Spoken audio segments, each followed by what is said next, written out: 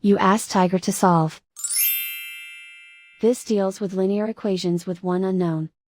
The final result is x equals 4. Let's solve it step by step. Simplify the expression. Group like terms. Simplify the arithmetic.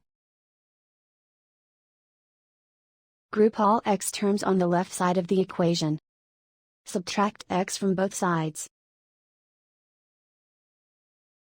Group like terms. Simplify the arithmetic.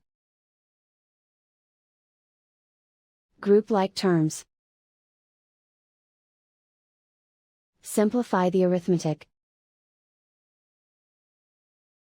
Group all constants on the right side of the equation. Add 4 to both sides. Simplify the arithmetic.